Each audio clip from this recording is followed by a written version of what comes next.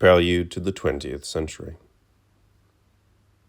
When I think of the book of our century, I don't turn to À la Recherche, or Ulysses, or The Man Without Qualities, those majestic constructions, exemplary not only for their genius but for their precision and obsessiveness as well, to which public opinion now grants due respect, as to those cathedrals made of toothpicks that some provincial hermit has spent the best years of his life silently building. I think instead of a book in which one seems to breathe the more exclusive air of the last century. That was the time when it was written, and it remained unfinished at its author's death. I am thinking of Bouvard et Pécuchet by Gustave Flaubert. This book is the inevitable pavement on which all our footsteps move, in Kamchatka and in Patagonia, par les champs et par les grèves, between suburbs and ruins, wherever the ground has been leveled by those two titans who met one hot Sunday afternoon in summer on a bench on the Boulevard Bourdon, and immediately recognized that each had a hat in which he had written his name, Bouvard, Pécuchet. Look, we've both had the same idea, to write our names in our hats. Good Lord, yes, somebody might take mine at the office. Sub specie aeternitatis. The meeting between these two obscure copyists is probably no less significant than the one between Napoleon and Goethe, and its two actors deserve the title of founding heroes of our world, just as the 12 labors of Hercules correspond to an equal number of constellations in the zodiac. So the sorry adventures of the two clerks, eager to draw on knowledge, run from one end to the other of our psychical earth, and enfold it on every side. The convolutions of their brains are a labyrinth in which one day, with ecumenical faith, all the things of which we had long been proud were received, the arts and the sciences, in a mutual embrace. They speak to us of a world that for the first time had been completely written down, in newspapers and recipes, in bon mots and condolences, bold paradoxes and fearful warnings, cold technical manuals and spiritual guides. And every element in this scripture adhered to every other, thanks to a wonderful universal glue, stupidity. That was the background of everything, behind which opened only the silence of sidereal spaces. Bouvard and Pécuchet, these two geniuses who are still misunderstood today, they had at least one indispensable quality of genius. They took everything literally, and who are even accused of being imbeciles, were the first to have a horrific vision of the solidarity of the whole. They saw the universal equivalence produced by stupidity the same way that visionaries once saw oneness in a speck of dust and the flaming stars. And they understood that in the face of that ineffability, no word need be added. All that was left was a single act of devotion, to copy, because repetition, here as in any ritual, is commemoration of the unrepeatable. What are we going about it? Don't think. Let's copy. The page has to be filled, the monument completed. Everything equal, good and evil, the beautiful and the ugly, the insignificant and the typical. Nothing is real except phenomena. Having come to the end of their adventures, they have a double copyist's desk built for themselves, and they start copying everything, buying piles of waste paper by weight. The unfinished second volume of Bouvard et Pécuchet was to be a vast, still pond of quotations. In his last years, Flaubert was a ravaged old heart. From the windows in his house at Croisset, he watched the boats drift by on the Seine and talked to his dog. He even avoided taking walks because they ended by plunging him into depression, forcing him to endure his own company. Then the past attacked him to the marrow of his bones, and he remembered that he was not only a fanatic of art, always with that pathetic capital letter, but the last of the little seamstresses, a soul that had always had to barricade itself against a sharp and painful sensibility, unable to sustain the conflict of life. Perhaps his doctor did not realize how right he was when he called him an overgrown, hysterical girl. Life only seems bearable to me when one succeeds in avoiding it, Flaubert once wrote to his friend Georges Sand. And behind those words one glimpses the complete presentiment of life that he had had as a very young man. It had presented itself to him as a disgusting odour of cooking issuing from a ventilation duct, and yet he would go on craving it in the hallucinatory state of writing.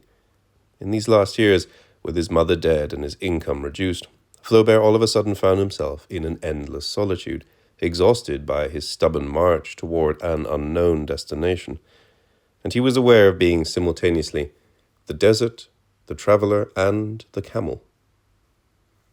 Once again he was in the throes of a book, a manuscript that grew with maddening slowness. Bouvard et Pécuchet, an abominable book, an impossible book, a crushing and frightful undertaking, which sometimes seemed to him demented and not far removed from the craziness of his two protagonists.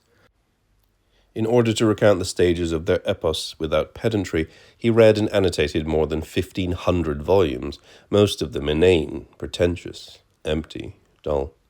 Even great authors got mixed up in this ludicrous caravan. Everywhere he found material for his monument, which he hoped would prove worthy of that jealous and implacable deity, the infinite being to whom he was dedicating it: stupidity.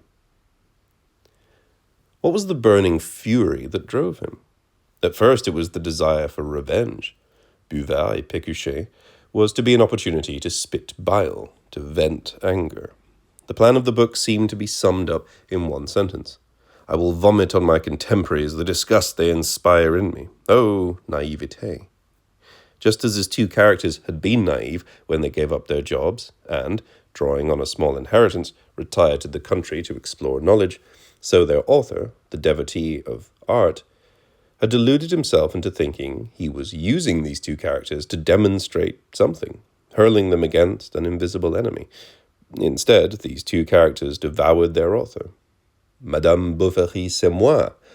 This too famous remark shines in its esoteric significance only if we understand it as the corollary to a theorem that Flaubert did not utter but discovered. We are all Bouvard and Pécuchet, and obviously Flaubert, to begin with. This is the flash of intuition that illuminated his last years.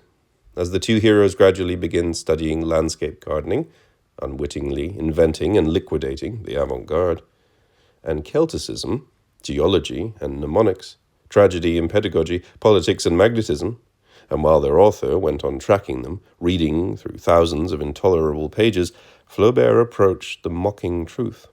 Bouvard and Pécuchet fill me to such a point that I have become them. Their stupidity is mine, and this kills me.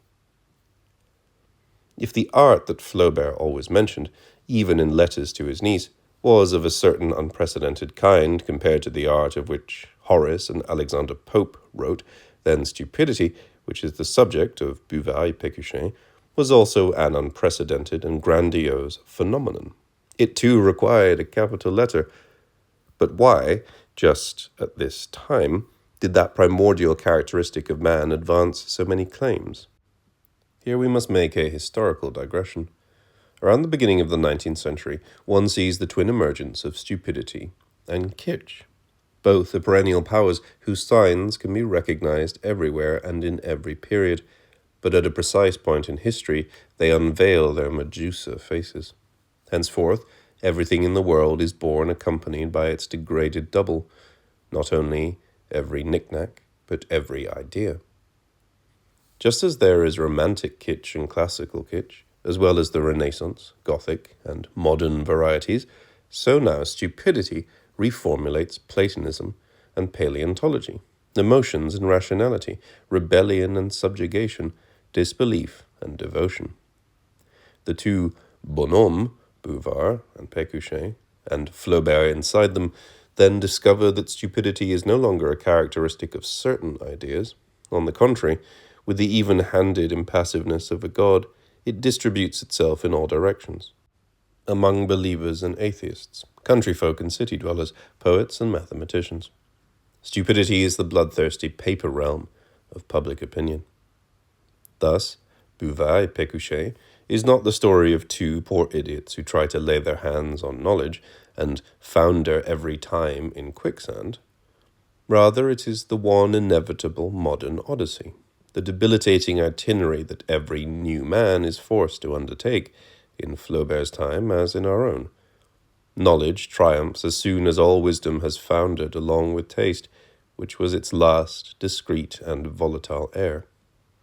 Unless there is initiation, anyone can find himself, when faced with knowledge, in the position of Bouvard and Pécuchet.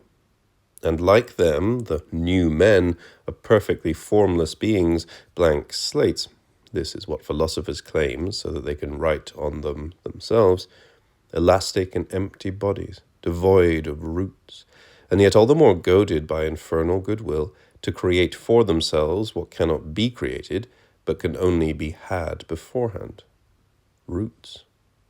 They clutch at knowledge, at every single branch of the great tree of knowledge, in order to hide in its foliage, and from there draw nourishment from the soil. But every bough breaks. Their nothingness is always too heavy. Flaubert recognized that he too, like the rest of us, was a new man. He knew that he was recounting an odyssey with no Ithaca at which to land. But he recounted it also in order to put to the severest test the only antidote he recognized as effective: art. Perhaps he thought that art might force stupidity into a further and still more mysterious metamorphosis, the one to which he had once alluded in a letter. Masterpieces are stupid. They have a tranquil air, like the actual productions of nature, like large animals and mountains. And it is like a large, unfathomable animal that Bouvard et Pécuchet gazes at us today.